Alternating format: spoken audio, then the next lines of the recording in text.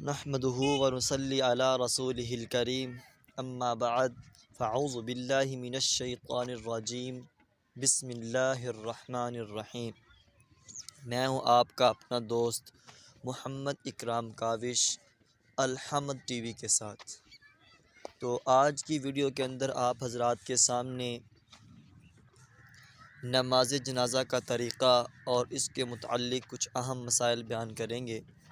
تو سب سے پہلے آپ حضرات کے سامنے پیش کرتے ہیں کہ نماز جنازہ کیا ہوتا ہے اور یہ کیوں پڑھا جاتا ہے اور کون لوگ اس کے پڑھنے کے حقدار ہیں۔ تو نماز جنازہ بھی ایک نماز ہے اور یہ صرف عاقل بالغ مسلمان کے اوپر یہ فرض ہے اور یہ فرض کفایہ ہے، یعنی ایک دو چند کسی نے پڑھ لیا تو یہ جو فرض کفایہ ہے یہ انسان کے ذمہ سے اتر جاتا ہے، وہ بری الذمہ ہو جاتا ہے۔ اگر پوری بستی میں کسی ایک نے بھی نہ پڑھا تو وہ گنہگار ہوگا اور پوری بستی اس گناہ کے اندر شریک ہوگی۔ تو نماز جنازہ پڑھا کن کا جاتا ہے؟ جو مسلمان ہو ان کا نماز جنازہ پڑھا جاتا ہے۔ اور نماز جنازہ کے اندر اب سوال پیدا ہوتا ہے کہ نماز جنازہ کے فرض کتنے ہیں؟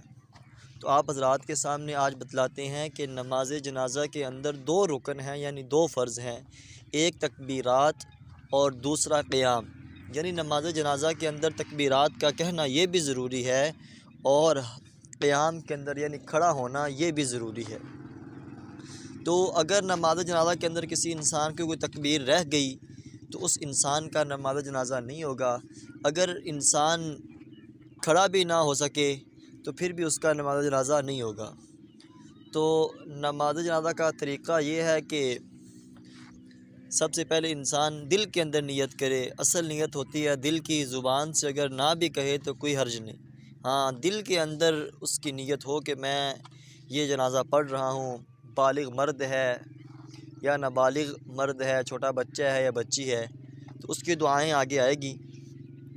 تو سب سے پہلے انسان نیت کرے کہ 4 تکبیر نماز جنازہ فرض کفایہ، ثنا واسطے اللہ رب العزت تے، درود واسطے آپ صلی اللہ علیہ وسلم کے، اور دعا واسطے حاضر اس میت دے، پیچھے اس امام کے اللہ اکبر۔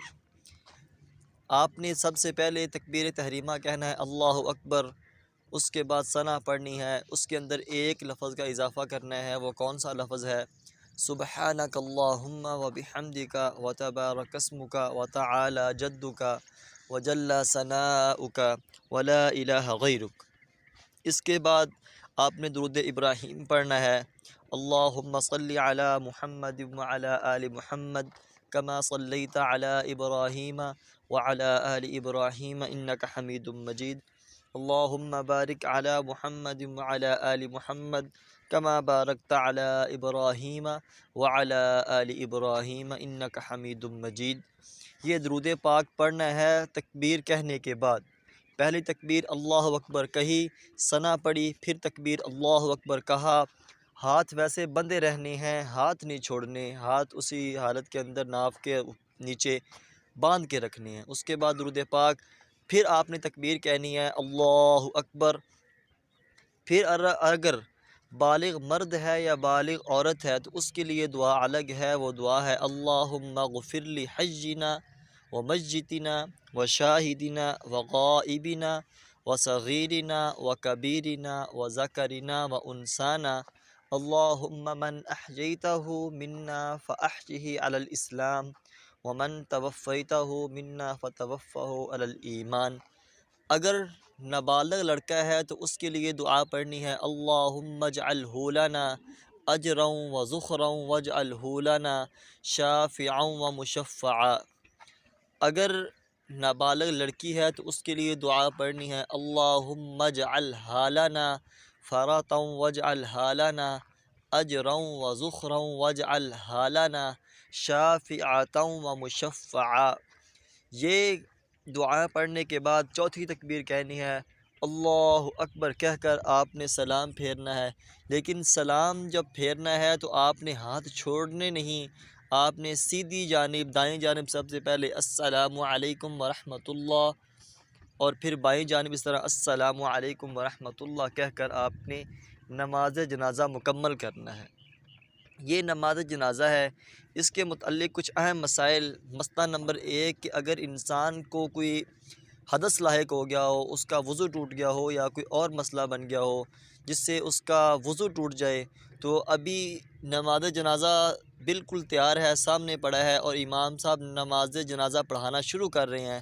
اب انسان وضو کرنے یا غسل کرنے کے لیے جائے گا تو اس کی نماز جنازہ چھوٹ جائے گی، چلی جائے گی۔ تو اس لیے اس کے لیے شریعت نے ایک آسان مسئلہ، آسان حل بتلا دیا، وہ یہ ہے کہ وہ پاک مٹی کے ساتھ تیمم کر کے اسی جگہ پر اپنی حالت کے اندر نماز جنازہ مکمل کر لے۔ تو اور ایسے بہت سے متعلق جو نماز جنازہ اٹھاتے ہیں تو اس کو لے کر جاتے ہیں تو اونچی اونچی آواز سے کلمہ طیبہ کا ورد کرتے ہیں، تو یہ کسی قرآن، احادیث اور کسی بھی صحابہ کرام رضی اللہ تعالی عنہم اجمعین کے اقوال سے یہ چیز بالکل بھی ثابت نہیں۔ تو اس لیے ہم سب کو ان بدعات اور ان خرافات سے بچنا چاہیے، اور ہمیں جو قرآن، حدیث اور جو حضرت محمد عربی صلی اللہ علیہ وسلم کی حدیث مبارکہ سے اور صحابہ کرام رضوان اللہ تعالی عنہم اجمعین کے اقوال سے ملتا ہے، وہی سچا دین ہے، اسی کے مطابق ہم سب کو اپنی زندگیوں کو بدلنا چاہیے، ان کے اوپر ہم کو عمل پیرا ہونا چاہیے۔ تو انشاءاللہ تعالی تیمم کی بات آئی تو اگلی ویڈیو آپ حضرات کے سامنے انشاءاللہ تیمم کے بارے میں بتلائیں گے۔ تو ابھی نماز جنازہ جو کون پڑھائے اس کے بارے میں بھی کہا جاتا ہے کہ سب سے پہلے جو ضروری ہے وہ بادشاہ پڑھائے، وقت کا بادشاہ، یعنی جو بھی اس وقت بادشاہ ہوتا ہے۔